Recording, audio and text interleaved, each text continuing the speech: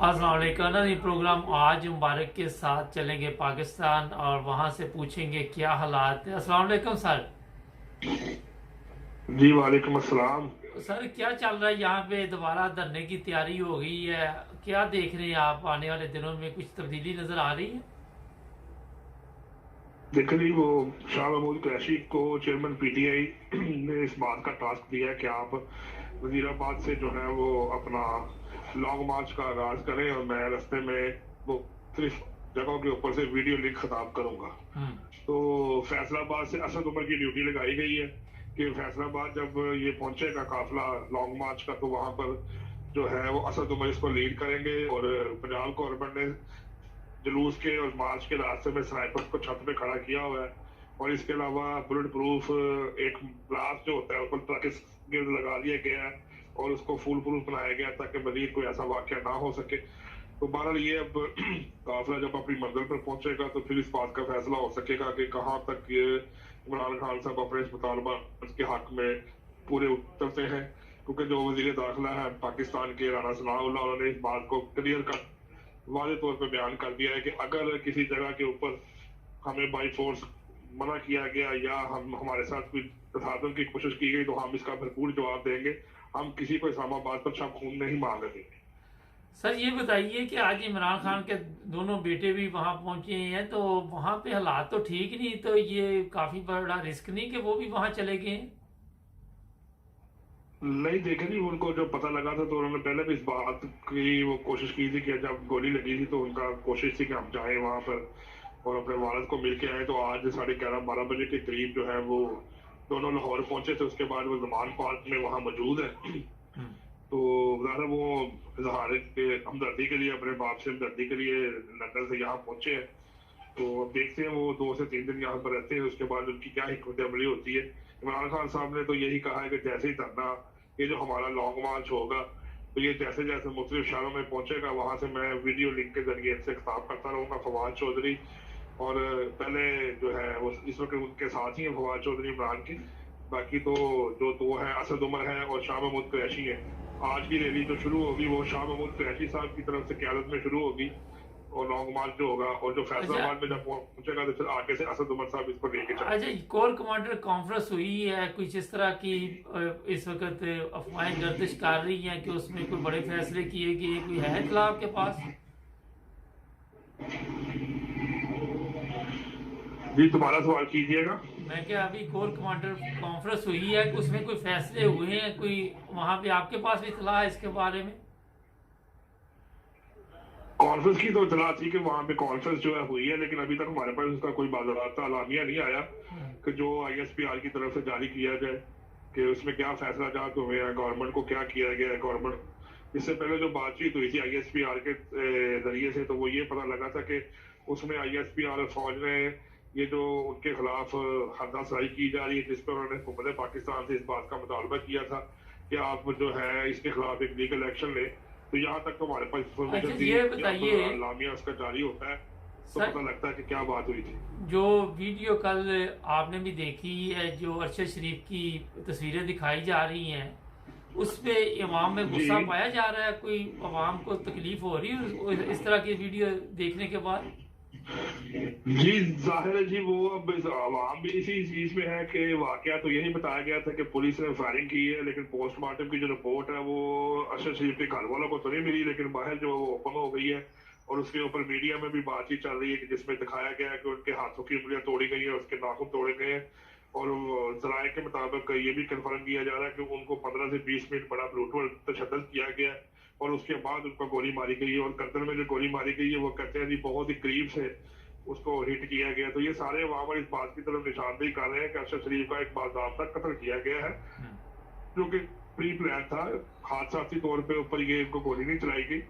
तो ये मुहरक़ात अब सामने खुलकर आ गए हैं। पोस्टमार्टम की जो रिपोर्ट है जो पाकिस्तान में उनकी नेशनल हॉस्पिटल में उनकी पोस्टमार्टम किया गया था, तो वहां से तो यही साबित होता है कि उनको तशद्दुद करने के बाद तो उनके हाथ और पाँव की जो उंगलियां थी वो डैमेज थी। तो उसके बाद ये सारा वाकया हुआ कि उनको पहले तशद्दुद किया गया और फिर उनको बड़े करीब से गोली मारी गई है, कत्ल किया गया। तो अब तहकीकात देखते हैं किस पहलू पे जाती है। तो उम्मीद है कि अब गवर्नमेंट को भी इस बात के ऊपर तवज्जो देनी पड़ेगी कि ये जो कत्ल किया गया क्यों किया गया और किसके इमाम पे किया गया। आप समझते हैं कोई इसके नताइज निकलेंगे या कोई ऐसे लोग सामने आएंगे जिन्होंने ये सब कुछ करवाया? आपका क्या ख्याल है इसमें? जी बिल्कुल होना चाहिए। इनके ऐसे जो है सहाफी थे वो, तो हम तो बतौर सहाफी इस बात की सख्त मजम्मत करते हैं कि ऐसा वाकया नहीं होना चाहिए था। कि अगर कोई ऐसी बात थी तो हुकूमत को बिल्कुल न्यूट्रल होकर फैक्ट फाइंडिंग कमेटी के साथ सामने रूबरू होकर इसकी फैक्ट्स को सामने लाना चाहिए कि उसको क्यों कत्ल किया गया और किसके इमाम पर कत्ल किया गया, उसके कत्ल की क्या वजूहत थी। इस बात का हुकूमत पाकिस्तान को और पूरे अवाम को पता होना बहुत जरूरी है कि ये क्यों वाकया हुआ है और इसके लेकिन पीछे कौन से मुहरकात थे, किस कल्प्रिट्स के पीछे लग के ये सारा वाकया हुआ है। तो इससे पहले भी जो है वजीर आजम पाकिस्तान जो मियाँ शहबाज शरीफ है, उन्होंने जाने से पहले शर्म शेख में जो कॉन्फ्रेंस हुई थी क्लाइमेट की, उससे जाने से पहले सुप्रीम कोर्ट के जो चीफ जस्टिस है उनको खत लिखा था अमृता बंदयाल को। उसमें उन्होंने बताया था कि आप अपने 16 से 17 जजेस की में से किसी भी एक की कमेटी बनाएं और उसके अंदर इन सवाल को रखें कि अरशद शरीफ को किसने थ्रेड किया था और क्या थ्रेड की हकीकत थी और वो कब यहाँ से निकले, उनके पीछे कौन से मुहरकात थे और किन लोगों ने कहा। अब ये नया एक पंडोरा बॉक्स खुल गया है। पोस्टमार्टम की रिपोर्ट के मुताबिक कि आप उनको बाज़ाब्ता तौर पर तशद्दुद करने के बाद कत्ल किया गया है। तो यहाँ से ये बात साबित हो चुकी है कि वहां पर हादसा से कत्ल नहीं हुआ बल्कि एक प्री प्लान तरीके से मर्डर किया गया है। सर ये तो ठीक है, मगर आप क्या समझते हैं कि जो अवाम है वो तो समझ रही है कि गवर्नमेंट और वो जो हमारे आईनी इदारे हैं इसमें मुलव्वस हैं, तो ये जो कुछ भी हुआ वो सामने लेके आ सकते हैं। लेकिन जो जिन आईनी इदारों के ऊपर सवाली निशान पैदा किया गया है या पैदा हो रहा है, तो उनको अपने साथ को बचाने के लिए इस बात को सामने रखना पड़ेगा कि इसके पीछे क्या मुहरकात थे। तो अगर तो उस मुहरकात को नहीं बताया जाता तो फिर इसका मतलब है उनके ऊपर सवालिया निशान रहेगा कि हमारे मुल्क के इदारे एजेंसी इसमें मुलव्वस है। उनको हर कीमत पे अपने दिफा के लिए, अपने आप को बचाने के लिए इसकी कमेटी को, रिपोर्ट को, इन मुहरकात को सामने लाना पड़ेगा ताकि उनको उनके ऊपर जो इमेज इस वक्त फौज का जो इमेज है वो लोगों की नजर में अच्छा नहीं है और वो लोग यही समझते हैं कि अरशद शरीफ जो है वो एक सच की आवाज था और फौज ने और एजेंसी ने उसका मरवा दिया। तो फौज को अपना इमेज बहाल करने के लिए इन सारे मामलात में इसकी फैक्ट फाइंडिंग को सामने लाना पड़ेगा, मुहरकात को बताना पड़ेगा कि कौन से लोग थे जिन्होंने ये काम किया है और किसके कहने पे किया, ताकि लोगों के अंदर ये बात सामने आ जाए कि फौज इसमें बराह रास्त या बिला वास्ता या बिल वास्ता मुलव्वस नहीं थी, इसके अंदर कुछ और अंतरासल से जो मुलव्वस है। तो अब इस बात की तफ्तीश डेफिनेटली होनी चाहिए अगर फौज को अपनी साख्त अवाम के अंदर बरकरार रखनी है। तो अरशद शरीफ की फैमिली को आप पाकिस्तान में महफूज समझ रहे हैं? नहीं जी, ये तो पहला सवाल है कि जहां पर उनके बच्चे को कत्ल किया गया, अरशद शरीफ की वालदा ने कहा था कि मेरे बच्चे को कत्ल कर देंगे, वहां पर मैं कहां पर महफूज हूँ। हमें भी इस चीज का थ्रेट है। अब तो ये उन्होंने इस बात का दिया, पहले भी गवर्नमेंट की नोटिस में दिया था कि हमें यहाँ पर खतरा है। जिसके बाद जो वजीर इत्तलात है पाकिस्तान की, उन्होंने भी कहा था कि हम जो बतौर गवर्नमेंट ऑफ पाकिस्तान तहफ़्फ़ुज़ दे सकते हैं तो उनको देंगे। तो ये तो अब स्टेट की जिम्मेदारी है कि वो अरशद शरीफ की फैमिली को, बच्चों को, बीवी को और उनकी वालदा को तहफ़्फ़ुज़ दे, ताकि कल को ऐसा ना हो कि जिन अनासर ने अरशद शरीफ को कत्ल करवा दिया है तो कल को उनकी फैमिली को नुकसान ना पहुंचाए, उसके बच्चे को नुकसान ना पहुंचाए या बाकी लोगों को नुकसान ना पहुंचाए। तो उनको इसकी तहफ़्फ़ुज़ की कोशिश करनी चाहिए क्योंकि यहाँ पर महफूज कोई भी नहीं है। अच्छा, परवेज रशीद की वीडियो जो निकली है, सुना एक मैसेज दिया गया है कि जनाब हमारे पास भी वीडियो है, अगर इसी सिलसिले में शहबाज शरीफ को फौरन लंदन आना पड़ा है, कोई अंदर कोई गड़बड़ चल रही है, आपके पास भी कोई इतला है? जी हमने भी यही बात सुनी है जो आप महसूस कर रहे हैं, सुन रहे हैं कि जी वीडियो आई है। तो उसके बाद जो उनके एक बड़े मोतबर लीडर हैं परवेज रशीद साहब, जो तलाश भी रहे हैं, पीटीवी के साथ भी टच रहे हैं, तो उनके मतलब इस तरह की वीडियो आना एक बात से बड़े अफसोस की बात है। और आज से पहले भी जैसे आपने सुना होगा कि आजम स्वाति साहब ने एक प्रेस कॉन्फ्रेंस की थी कि मेरी बीवी, अब कोयटा में रहे तो मेरी बीवी और मेरी जो एक नाजेबा फिल्म थी उन्होंने वो मेरी बेटी को दिखाई है और एजेंसी इसमें मुलव्वस है, जिसको बाद में FIA ने करार दे दी कि ये एक फेक इंफॉर्मेशन थी, फेक फिल्म थी। तो ये बहरहाल एक बड़ी मयूब बात हुई है कि परवेज रशीद की एक फिल्म इस तरह नाजेबा बाहर आई है और उसके बाद पार्टी में ज़ाहिर फर्क पड़ जाता है। आप क्या समझते हैं पाकिस्तान में जो लोग होटलों में रहते हैं वो वैसे भी गैर महफूज हैं? इस तरह के कैमरे कराची, लाहौर हमारी इतला के मुताबिक लगाए गए हैं और बाद में जी बिल्कुल बिल्कुल जी, यहाँ पर कोई भी होटल महफूज नहीं है। यहाँ पर लोग मिनी स्पाई कैम लगा देते हैं, फिर मुख्तलिफ अफराद को, पार्टीज को, जोड़ों को ब्लैकमेल करने के लिए इस्तेमाल किया जाता है। यहाँ पर कोई भी जगह इस तरह की नहीं है जो कि आप कह सकते हैं कि महफूज हो। यहाँ पर कोई शख्स भी खुलेआम किसी भी तरीके से नहीं चल फिर सकता, ना उसको किसी किस्म की आज़ादी है। आप देख रहे हैं यहाँ पे बड़े बड़े सियासतदान हैं, बड़े बड़े लीडर्स हैं, उनकी कॉल रिकॉर्ड होती है, उनकी वीडियो रिकॉर्ड होती है, तो आम आदमी तो उससे बहुत नीचे है। तो यहाँ पर कोई भी चीज़ ऐसी महफूज नहीं है जिसे आप कह सकते हैं कि कोई आपका सफर महफूज है, कोई आपका अदारा महफूज है, कोई आपका होटल महफूज है। तो ये सारे मामला बड़े तशवीशनाक तौर पर जो है वो खराब है। बहुत शुक्रिया सर आपका।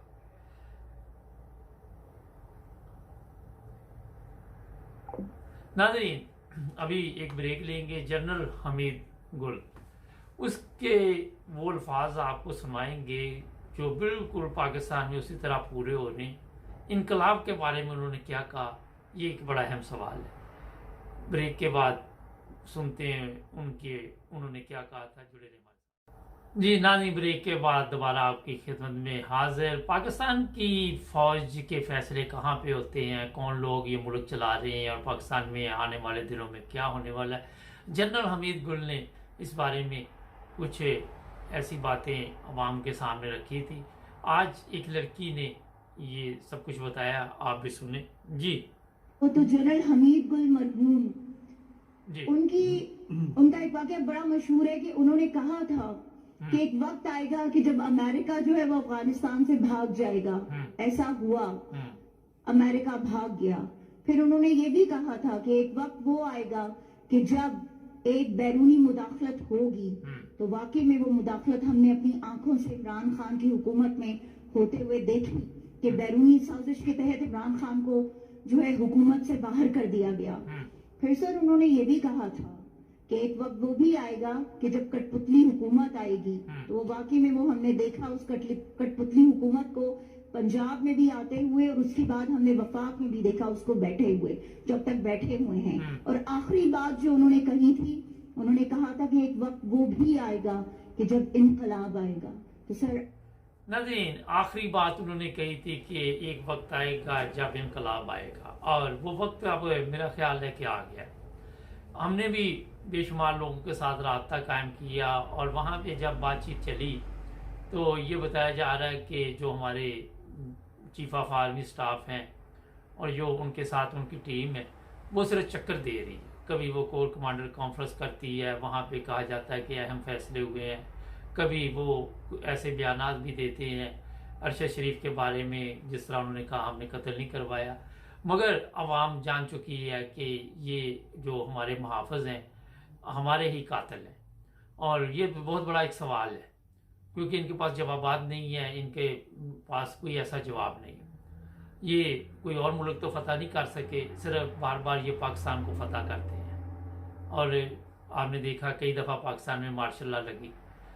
आप गौर करें, दुनिया के मुख्तलिफ ममालिक की तरफ अगर आप नज़र दौड़ाते हैं तो वहाँ पे भी फ़ौज है, मैंने कई दफ़ा बताया, मगर इस तरह जो फ़ौज का किरदार है मशकूक, वो नज़र नहीं आता, क्योंकि उनकी एक लिमिट है, उस लिमिट में रहते हैं। जो तरक्की याफ्ता ममालिक है वहाँ फ़ौज ये नहीं कि किसी मुल्क में नहीं है, हमारे से शायद बड़ी फ़ौजें भी मौजूद हैं। आपके इल्म में अमेरिका में की बड़ी फ़ौज है, और यूरोप में भी बेशुमार ऐसे फ़ौजी जवान हैं, मगर उनको ये इख्तियारात नहीं है कि वो सियासत में दखल अंदाजी करे किसी किस्म की, और ना ही वो इस तरह की पिकनिक मनाते हैं जिस तरह हमारे पाकिस्तान में फ़ौजी जो सरबराह हैं, जो उनके जिस तरह चीफ ऑफ आर्मी स्टाफ है, जो बड़े बड़े अहदों पे है। नॉर्मल फ़ौजी की मैं बात नहीं कर रहा। ये बड़ी बड़ी उनकी प्रॉपर्टी हैं पाकिस्तान में, बाहर भी, दूसरे ममालिक में भी। उनकी ज़िंदगी जो है ऐसी शान से गुजरती है कि इन्हें यहाँ एक आम आदमी की तकलीफ़ का एहसास नहीं होता, और ऊपर बैठ के ये ऐसे फैसले करते हैं। फिर ये पूरी माफिया है ऊपर, और ये माफिया जो है, ये जो सिविल सियासी चोर डाकू हैं, उनके साथ मिली हुई है। दोनों एक दूसरे के बगैर नहीं चल सकते, और कभी ये उनको ब्लैकमेल करते हैं, कभी वो इनको ब्लैकमेल करते हैं। और यही वजह है कि आज पाकिस्तान में सबसे ज़्यादा खर्चा फ़ौज पे होता है, और सबसे जो कम फ़ायदा है पाकिस्तान को फ़ौज से मिल रहा है। जो लोग कह रहे हैं कि ये जनाब वहाँ पे फलां बॉर्डर पे गए और वहाँ पे शहीद हो गए, और बड़ा लोग फ़ख्र महसूस करते हैं। देखिए, हर मुल्क के फ़ौजी शहीद होती है, और आपने देखा कि कोई भी मुल्क आप देख लें जहाँ पे जंग होती है, फ़ौज मुकाबला करती है, ईरान इराक जंग इतनी देर रही है, फिर ये जर्मनी दूसरी जंग अज़ीम के भी आपके लम्हे है, तो अपनी हम फौज की कदर करते हैं, इज्जत करते हैं, बड़े बहुत उनका शुक्रिया कि वो कुर्बानी दे रहे हैं। लेकिन आपको ये भी पता होना चाहिए कि जो फौज में भर्ती होता है उसको पता होता है कि कुर्बानी देनी पड़ेगी और मुझे बॉर्डर पे जाना पड़ेगा, मेरी जान भी जा सकती है, सब कुछ हो सकता है, और ये जज्बा होता है। वो शहीद भी कहलाते हैं और शहादत का रुतबा भी उनको मिलता है। लेकिन इसका ये मतलब नहीं कि आप पूरे मुल्क को, जो ऊपर की क़यादत फ़ौज की हो, वो पूरे मुल्क को बेवकूफ़ बना के तो वहाँ पे ऐसे हालात पैदा कर दे कि अगर यहाँ दूसरे लोग शहीद होते रहे, जिस तरह अरशद शरीफ को शहीद किया गया या इमरान खान पे गोली चलाई गई या रोज़ाना बेशुमार लोग वहाँ पे मारे जाते हैं, बेशुमार गायब कर दिए जाते हैं, तो उनकी कोई वैल्यू नहीं है। और उस पर यही बार बार कहना कि जी हमारे सिर्फ सबसे जो ज़बरदस्त अदारा है वो फ़ौज है, दूसरे लोग जो हैं वो उससे नीचे हैं, तो ये सबसे बड़ी एक पाकिस्तान की, इसको आप क्या कह सकते हैं कि बदकिस्मती समझ सकते हैं। क्योंकि सबसे पहले सबके हकूक़ बराबर होने चाहिए, सबके लिए जस्टिस बराबर होना चाहिए, सबके लिए कवानीन बराबर होने चाहिए। अगर कोई भी गलती करे तो उसे सज़ा होनी चाहिए। बार दफ़ा आप यहाँ पे मिसाल तो देते हैं कि नबी पाक सल्लल्लाहु अलैहि वसल्लम ने फरमाया अगर मेरी बेटी भी चोरी करती तो मैं उसका हाथ काट देता। तो ये फ़ौज पे क्यों नहीं लागू ये चीज़ें होती? फ़ौज के बंदे पे FIR क्यों दर्ज नहीं होती? एक सवाल है ना। तो सबसे पहले हमें ऐसे कवानीन को तब्दील करना होगा जो अंग्रेज़ों ने आपको दिए और आपने उसी पे चलते रहे। अंग्रेज़ों ने अपने आप को तब्दील कर लिया, आप वहीं के वहीं चलते रहे। ये सबसे ख़तरनाक हालात पाकिस्तान में जो है, ये कवानीन में तब्दीली नहीं है। 50 करोड़ से ऊपर किसी ने चोरी की है तो उसके ऊपर केस चलेगा, जिसने कम की है उसके ऊपर केस नहीं चलेगा। कहाँ पे लिखा हुआ? कौन लोग हैं ये जिस इस तरह के कवानीन बनाते हैं? नाज़रीन, हम किसी इदारे के ख़िलाफ़ नहीं है, मगर कोई इदारा है मुझे बता दीजिए जो अपनी ज़िम्मेदारी पूरी कर रहा हो। एक इदारा भी मेरे सामने, मैंने कई दफ़ा कहा, हम इतने बेशरम वहाँ पे हो चुके हैं कि कत्ल हो जाता है। कई दफ़ा मैंने देखा लाश पड़ी हुई है, पास से गुजरते जाते हैं, किसी को दिलचस्पी नहीं होती। कोई भूखा बैठा हुआ, कोई किसी को दिलचस्पी नहीं है। इसी तरह हमारे बाद इदारों की हालत, वो अपनी ज़िम्मेदारी पूरी नहीं कर सके और ये उन्हें सोचना चाहिए। अभी भी वक्त है कि ये नहीं होता है, वो कहते हैं सुबह का भूला हुआ शाम को गाला जाए तो उसे भूला नहीं कहते। अगर आप की ये गलतियाँ जो मैं बता रहा हूँ वो हैं तो उसे ठीक करें। और अगर आप अवाम के दिल नहीं जीत सके तो आपने दुश्मन से मुकाबला क्या करना। सबसे पहले अपनी अवाम के दिल जीतें, अवाम से मोहब्बत करना सीखें।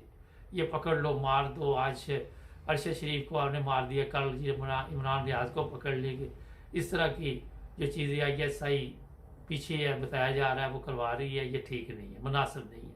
आपका सबको पता चल चुका है, आप 10, 20, 30, अब 22 करोड़ को मार के तो आप किस पे ऊपर फिर हुकूमत करेंगे?